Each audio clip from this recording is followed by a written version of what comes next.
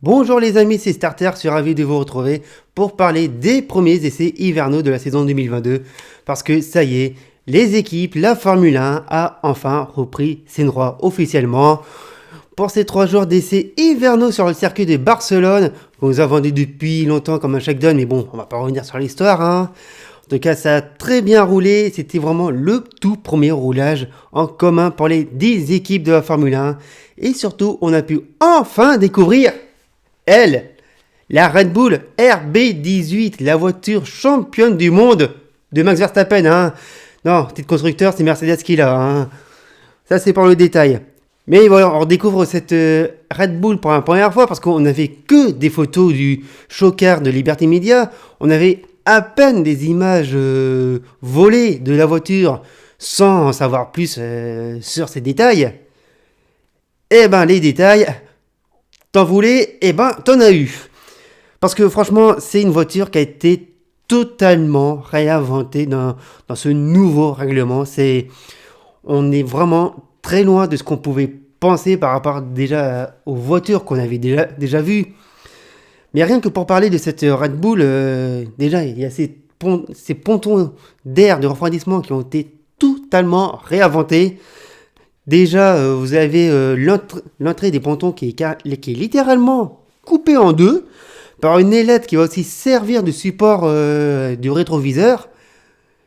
C'est quelque chose qui n'a jamais été vu auparavant en Formule 1, même avec tous les anciens règlements. C'est bien la première fois qu'on voit que l'entrée est littéralement coupée par une ailette comme ça. Ça coupe le flux d'air qui vient refroidir le moteur et qui vient passer sous le ponton. D'ailleurs, on peut voir qu'il y a un énorme undercut, c'est comme ça que ça s'appelle, ce vide en dessous des pontons qui est assez impressionnant, tellement que les ouvertures sont relevées, ça fait un vide incroyable. C'est pas le concept de la Williams, qui a un concept totalement différent, limite qui a les pontons les plus réduits. Mais celui de la Red Bull, franchement, il intrigue, il est exceptionnellement bien travaillé. Il y a ça aussi, il y a aussi les ailettes du fond plat qui sont devant l'entrée des tunnels qui permettent à l'effet de sol. Il y a ces ailettes assez classiques, assez communes. On pourrait peut-être appeler ça les nouveaux bargeboards, même si c'est pas le cas. Mais ces ailettes sont sur la Red Bull coupées en deux. Ils sont coupés en deux, ils sont aussi d'une finesse incroyable, limite aussi fine qu'une feuille de papier, qui vient carrément couper le flux d'air qui passe au niveau de l'entrée du tunnel de l'effet de sol. Il y a ce détail-là, il y a aussi bien sûr d'autres comme l'aileron avant, lui est plus conventionnel par rapport à l'aileron arrière, qui malgré tout a un dessin assez travaillé, assez brutal à ses extrémités. Quand on voit que les autres voitures ont des ailerons assez classiques, la Red Bull va vraiment chercher dans le détail de l'angle. C'est assez intéressant comme travail.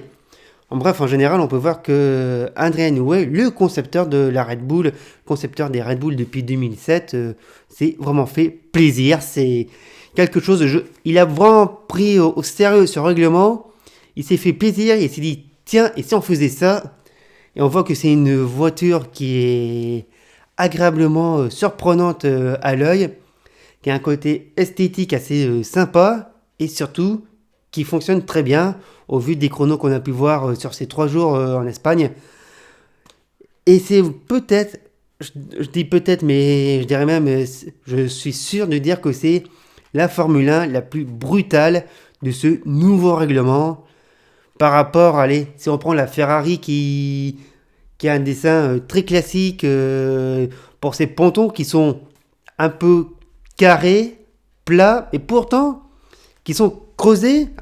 Ils sont creusés, oui, à l'intérieur. D'ailleurs, il y avait une blague comme quoi la Ferrari, ça fait 800 kg à vide, 900 kg s'il pleut avec l'eau qui reste stagnante. Petite blague assez sympa, mais on voit que même Ferrari a trouvé une philosophie différente par rapport par rapport aux autres pour dessiner ces pontons, c'est quand même sympa à voir que le dessin des voitures est assez intéressant. Il y a aussi d'autres détails qui sont intéressants sur ces voitures.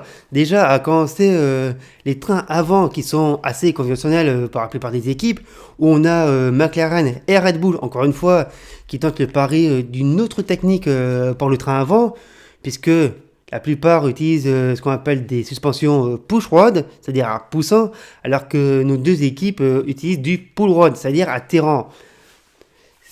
C'est très intéressant de voir cette technique, et d'ailleurs, ça peut être pas mal pour la suite, on va y venir. Si on voit que ces dessins sont ces techniques sont assez conventionnelles pour les suspensions, il faut aussi voir comment tous les triangles sont dessinés, soit conventionnels, encore une fois, ça c'est le mot récurrent, ou alors ils sont assez fins, profilés pour ne pas perturber le flux d'air qui passe à cet endroit. C'est très bien étudié, et puis que maintenant on a une ailette qui passe au-dessus de la roue avant. Je pense que c'est vraiment le détail qui a été recherché pour les équipes dans les recherches d'aérodynamisme. C'est très intéressant à voir. D'ailleurs, la technique push-rod est très conventionnelle par rapport au pull-rod, qui a été déjà vu bien sûr dans le passé par la Formule 1, ou qui était plutôt caché sur les trains arrière. Et pour les trains avant, c'était devenu très classique. Mais comme je vous le disais, qu'on va voir après, ça peut être très intéressant pour la suite des réglages des voitures, et on pourrait voir pour les débuts des Grands Prix si il fallait mieux rester sur du conventionnel ou bien tenter le pari du pull rod, ou alors les deux fonctionnent bien. Ça reste à voir. Il y a aussi d'autres détails à retenir. C'est les ailerons avant qui, eux, sont assez classiques par rapport à ce qui a été présenté en maquette.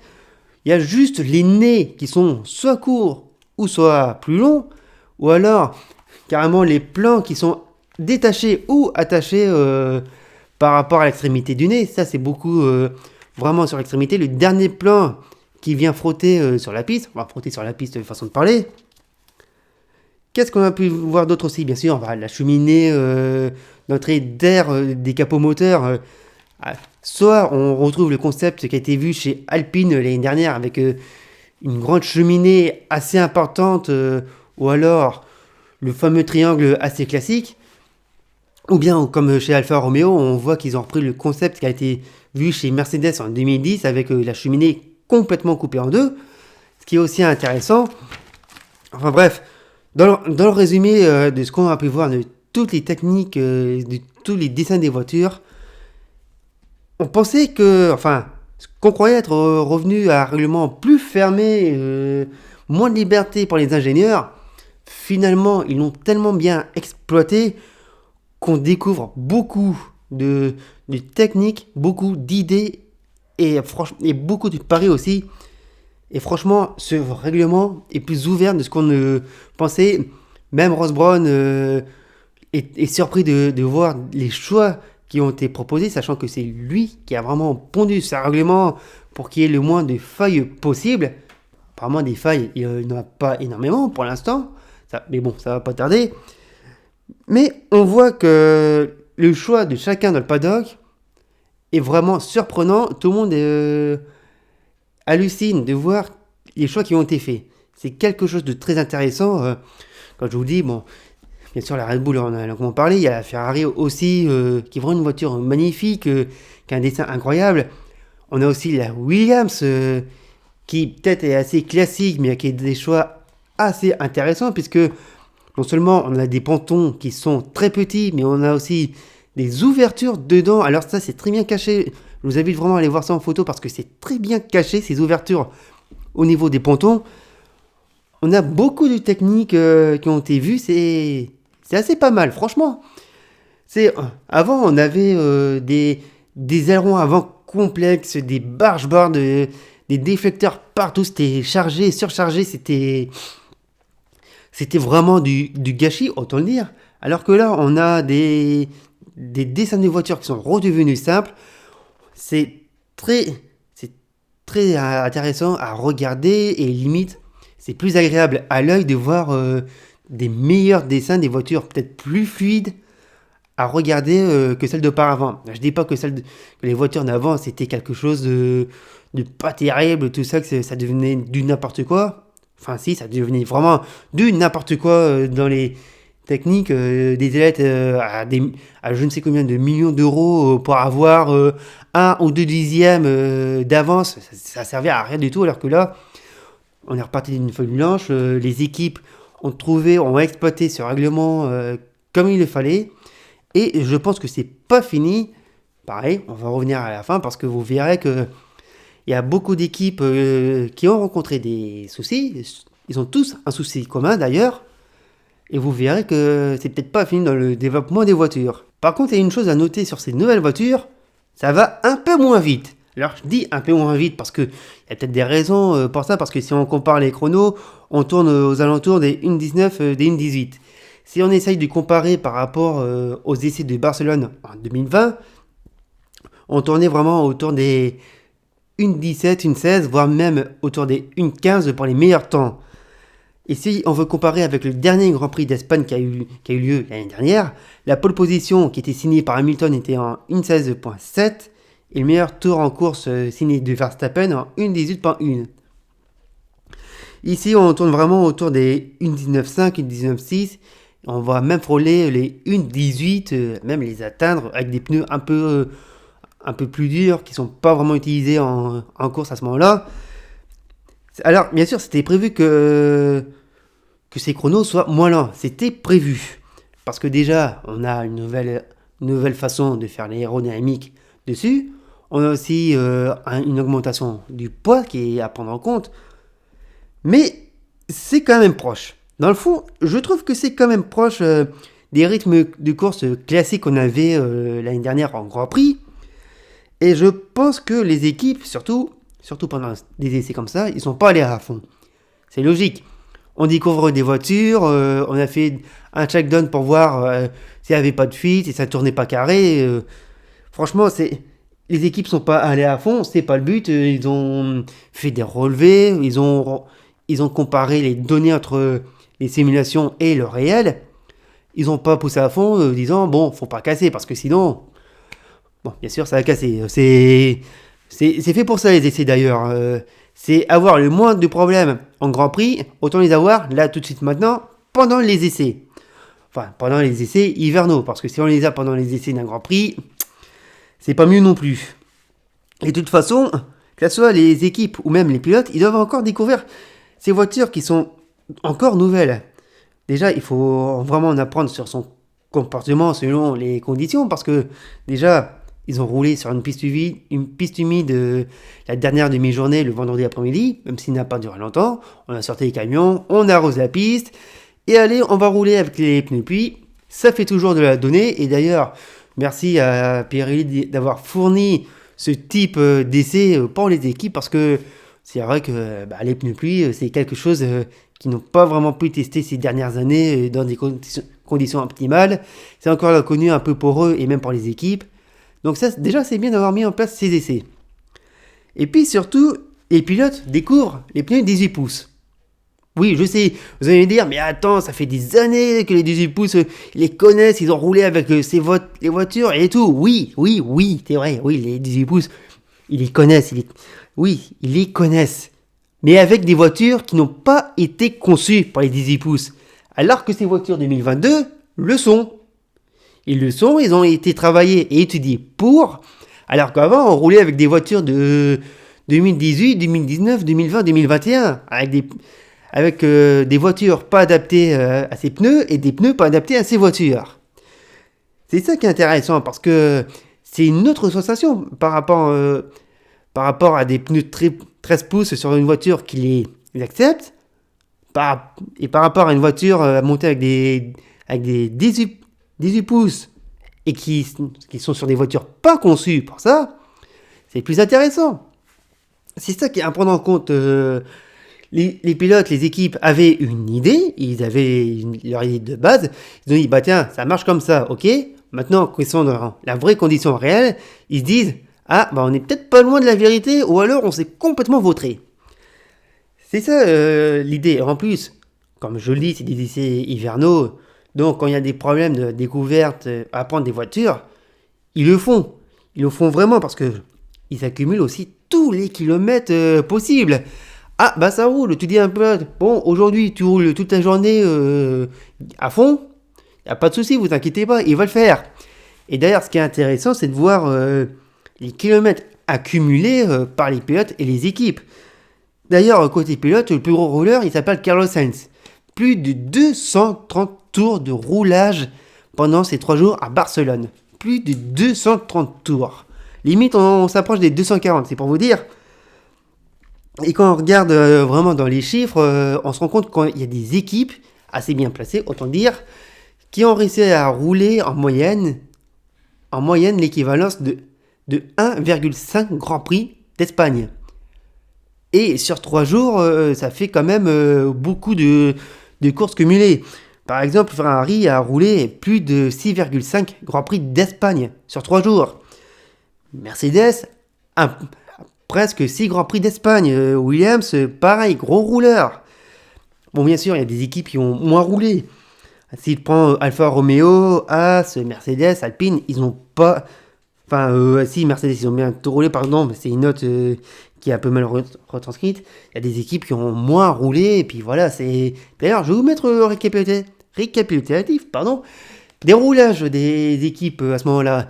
Vous voyez que c'est très intéressant de voir qu'on a des équipes qui ont vraiment roulé plus d'un Grand Prix, voire 2 Grands Prix d'Espagne par jour, qui au final s'approchent des 3 Grands Prix plus pour certains. Et bien sûr, on voit qu'il y a des équipes qui ont moins de kilomètres que les autres, parce qu'ils ont connu des soucis. Hein. Là, je parlais d'Alfa Romeo, qui a eu de gros problèmes de fiabilité, mais après, ça reste des problèmes mineurs. C'est pas le souci, donc ils ont perdu des kilomètres, mais c'était quand même important. Ah, ça a été pareil. Alpine, L-Plan est parti en fumée. Et même Red Bull, Mercedes n'ont pas été épargnés par ces problèmes. Mais dans ce sens-là, c'est des problèmes connus. Des capteurs, de la boîte de vitesse, de l'hydraulique, de l'acquisition de données. C'est des problèmes assez mineurs. Parce que oui, on part sur un nouveau règlement, mais on ne revient pas à 2014, où les voitures découvraient des nouveaux moteurs, des nouvelles technologies, où là, par contre, les essais hivernaux, c'était la misère. Ça roulait pas beaucoup, il y avait beaucoup de problèmes de fiabilité, les hybrides, ça fonctionne pas, les batteries à plat, pire qu'un iPhone. Mais voilà, c'est quand même une sacrée différence entre les deux. Les problèmes sont mineurs, ils sont connus, mais bien sûr, ça empêche de rouler. Hein. Autant le dire, on ne peut pas aller plus loin que ça. Mais voilà. De toute façon, ces hivernaux, même ceux qui ont lieu à Bahreïn, c'est fait pour découvrir des petits problèmes mineurs qui peuvent empêcher de tourner en rond comme il faut. C'est ça qu'il faut prendre en compte. Et heureusement qu'à ces 6 jours d'essai, parce que si je vous dis que les équipes n'auraient fait que les 3 jours d'essai, mais alors là, je vous raconte pas, ils se pointent au premier Grand Prix. Bon, c'est la mouise. Et surtout, on a une nouvelle voiture. Et à ce propos, sur ces nouvelles voitures, parce que c'est un peu le sujet des essais hivernaux de Barcelone, c'est le retour des pilotes.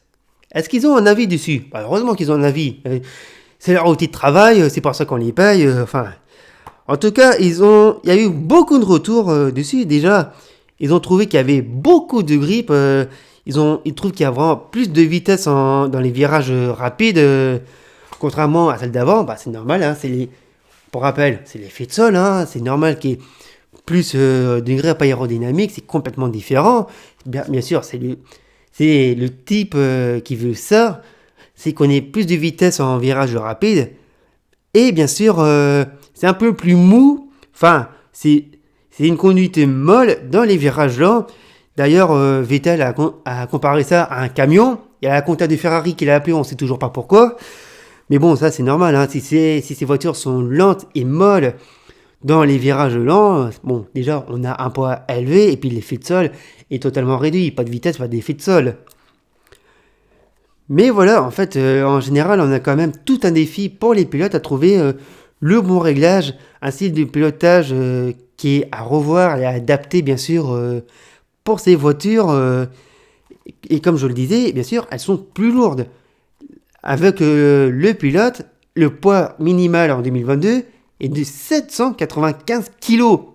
Minimum avec le pilote. Contre 752 encore en 2021.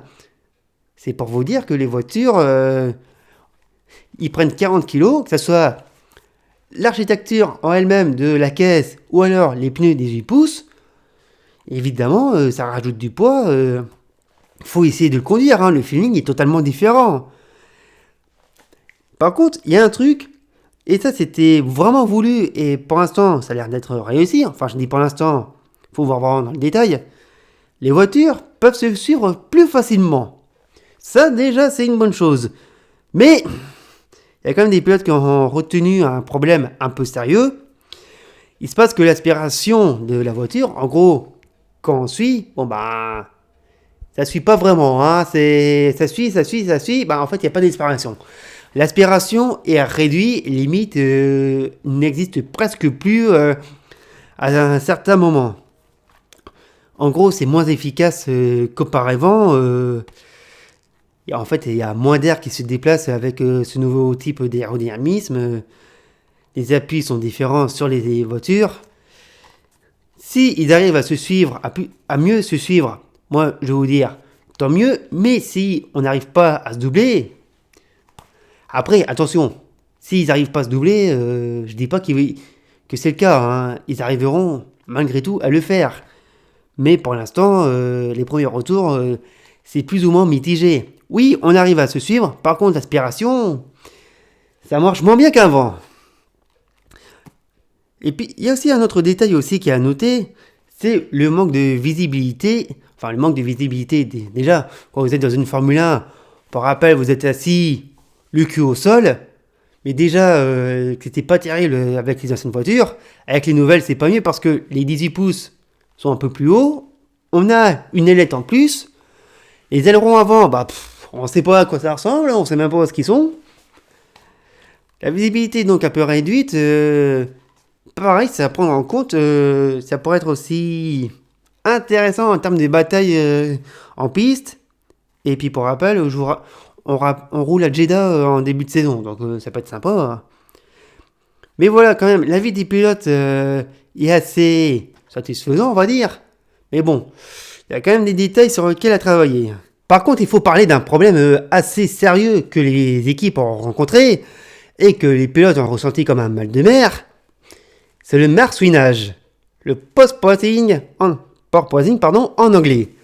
En gros, la voiture qui fait de l'oscillation comme ça. Et ça, à 300 km/h, sortez les bassines.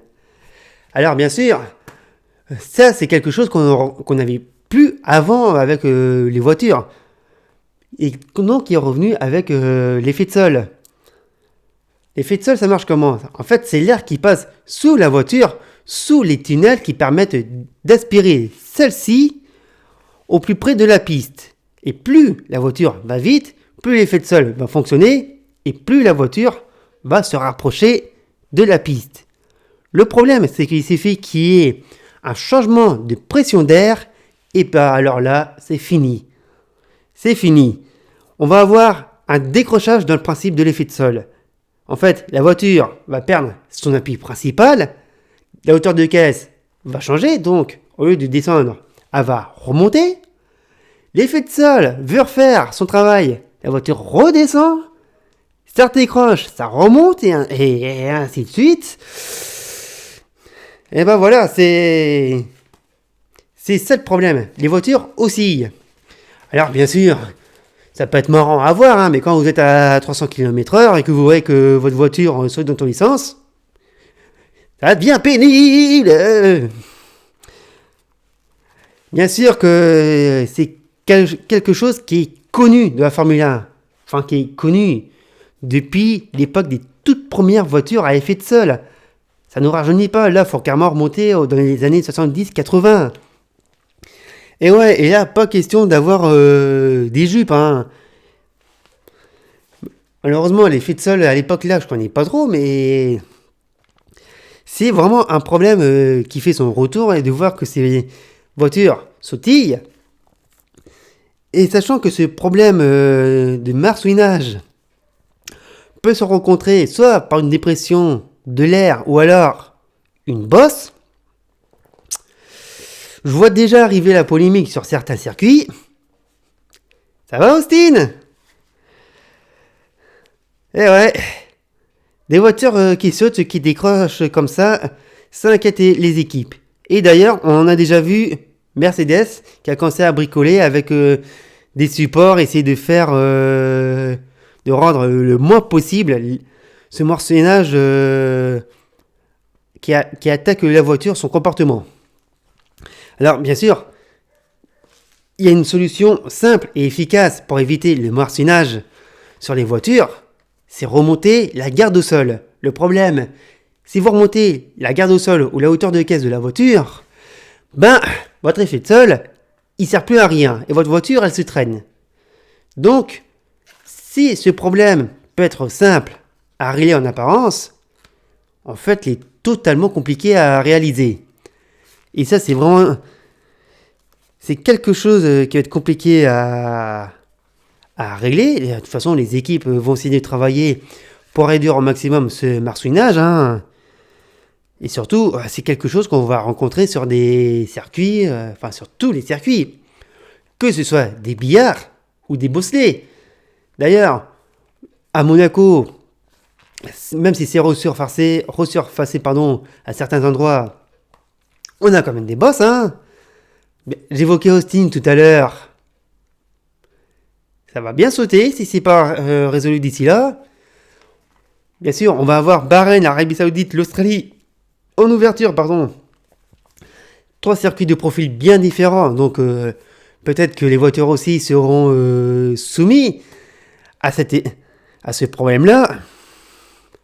Et puis dans le fond, je pense que réduire au maximum le marsouinage pourrait être un point crucial de la performance. C'est-à-dire que l'équipe qui arrivera à avoir la voiture qui réagit le moins à ce décrochage aérodynamique de l'effet de sol pourrait prendre un sérieux avantage. De toute façon, le marsouinage, ça pourrait aussi poser vraiment des soucis de fiabilité aux voitures.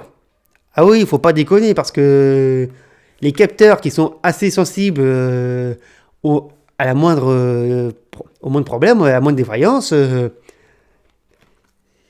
ça peut être crucial finalement. Et puis, il faut aussi de voir un peu, au final, pour essayer de conclure sur ces 3 jours de Barcelone, la hiérarchie. Est-ce que on peut essayer de poser une hiérarchie sur ces 3 jours de Barcelone? On a Ferrari qui a très bien roulé, Mercedes et Red Bull sur Tir-la-Bourre. Bon, ça a connu des soucis. Alfa Romeo, je vous en parle même pas. Chez Alpine, on a grillé les merguez avec le moteur, pas sympa. Enfin, dans le fond, est-ce qu'on peut poser une hiérarchie? Alors oui, c'est sûr que de voir les Ferrari, les McLaren, les Mercedes, les Red Bull en haut de la feuille des temps, ouais, c'est intéressant, peut-être que ça fait favori. Et quand on voit qu'un jour Hamilton a fait le dernier chrono, que ça y est, il est fini, tout ça, il faut partir d'un point de base assez intéressant, que ce soit pour Bahreïn, je dis Bahreïn parce que c'est proche d'un essai, que ce soit aussi là pour Barcelone, ou alors, je sais pas, le premier circuit qui vient, qui organise des essais hivernaux, il faut se dire que les essais qu'on a vus là à Barcelone et qu'on verra à Bahreïn, ça veut rien dire. Ça ne représente pas ce que sera la hiérarchie de la saison. Non, la hiérarchie, on pourra commencer à s'en faire une idée après 3 courses. On a Bahreïn, on a Jeddah, on a Melbourne. Alors je ne sais pas si c'est vraiment les meilleurs circuits pour se dire qu'on pourrait se faire une idée de la hiérarchie. Mais par contre, les essais hivernaux, à part tirer quelques leçons, on ne peut pas vraiment se faire une idée de savoir qui est devant, qui est derrière. Alors bien sûr, certains diront, devant, on trouve les mêmes. Derrière, pareil, au milieu, ils se débrouillent. Ouais. Mais bon, si vraiment vous voulez dire que voilà, Ferrari est devant, ils vont tout péter cette année, c'est impossible. Bien sûr, on pourrait dire, mais attends, ils ont fait les meilleurs chronos, ils roulent, c'est des gros rouleurs, ils ont... Ouais, c'est vrai, c'est des gros rouleurs. Ils ont bien roulé, c'est très bien, ils sont devant, mais tant mieux. Mais sachez qu'en 2001, pour ce Grand Prix, ils étaient devant aussi. Et on sait comment l'équipe a terminé. Alors pour ceux qui se disent, attends, prends ce Grand Prix, ça existe ça? Oui, ça a existé et malheureusement c'était pas la meilleure expérience d'Alain Prost. En fait, ce que je veux dire c'est que les essais hivernaux, à part voir les voitures rouler pour du vrai, voir des pilotes rouler, accumuler les kilomètres, on n'apprend rien du tout. Après, au moins ça nous occupe. Ça fait le plaisir de voir les voitures, les pilotes, les équipes, c'est tant mieux. Mais dans le fond, on ne peut pas vraiment se faire une idée de la hiérarchie. Et même les pilotes, les équipes ont du mal à se dire, ah ben finalement c'est lui qui est devant et c'est lui qui est derrière. On a du mal. Mais n'empêche, ça peut être intéressant parce que on va rouler à Bahreïn pour les prochains 3 jours. Sachant que Bahreïn va aussi ouvrir la saison, peut-être qu'on pourra se permettre de faire la comparaison. Je dis bien peut-être. Parce qu'on va peut-être rien apprendre, bien sûr. Parce que imaginez que c'est Alfa Romeo qui est devant à Bahreïn et finalement derrière au Grand Prix. Bon, les gars, c'est le jour et la nuit. Mais ça devient quand même intéressant de voir que ces essais permettent surtout aux équipes d'accumuler les kilomètres, d'en apprendre un peu plus sur ces nouvelles voitures. Mais de là à en tirer une hiérarchie, c'est pas encore le cas. C'est pas encore le cas et on n'est pas prêt d'y arriver. Voilà un petit peu pour ces tours sur ces essais hivernaux espagnols. Et puis, avant de vous quitter, je voudrais quand même évoquer le cas Nikita Mazepin, hein. Enfin le cas As également, parce que les deux sont liés. Bien sûr, on ne va pas rester aveugle et sourd à ce qui se passe en ce moment sur le plan géopolitique. Malheureusement, le sport est rattrapé par ça. Une équipe, un pilote l'est également. Malheureusement, ce sont des... Ah, j'arrive plus à retrouver le mot, vous m'excuserez. Des victimes collatérales de la géopolitique actuelle en Europe.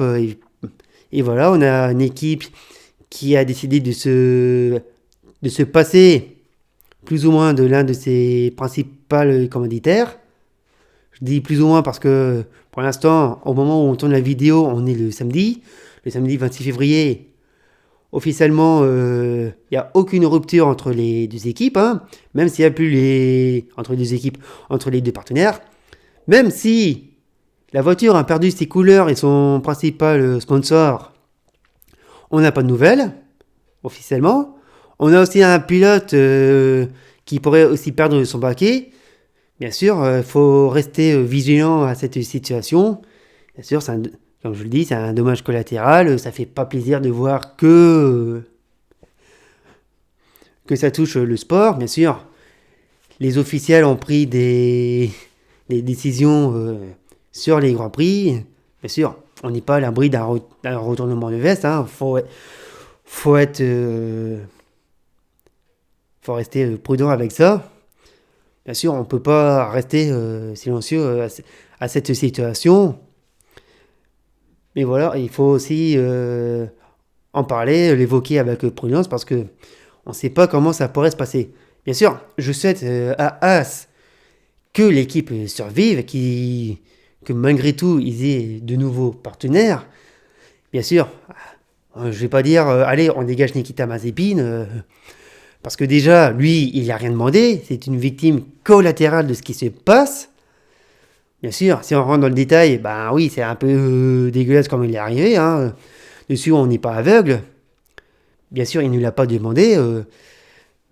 Mais voilà, c'est des situations qui restent à surveiller. Et bien sûr, ça serait un peu dommage pour lui, même si c'est pas le meilleur pilote du plateau, qu'il soit dégagé comme ça, comme un malpropre. Après, c'est vrai que ses performances, bon voilà, ça n'a rien montré, mais bon. Ça serait dommage d'être une victime de tout ça. Et bien sûr, hein, comme je l'ai dit, on ne reste pas insensible à ce qui se passe dans l'Europe, hein, ce qui se passe en Ukraine et dans les pays voisins. On reste prudent et bien sûr, on espère que ça va se terminer le plus vite possible avec un cessez-le-feu, si possible. Voilà, en attendant, c'est dessus qu'on termine la vidéo. Merci à vous d'avoir suivi, hein, bien sûr. Si vous voulez donner un avis sur les décès de Barcelone, n'hésitez pas. Si vous voulez donner un avis sur ce qui se passe en ce moment chez As et pour Nikita Mazepin, vous pouvez, mais s'il vous plaît, vous restez poli. En attendant, on se retrouve le plus vite possible. Et cette fois, peut-être par la présentation du championnat 2022 de Formule 1. En tout cas, merci à vous, bravo. À bientôt.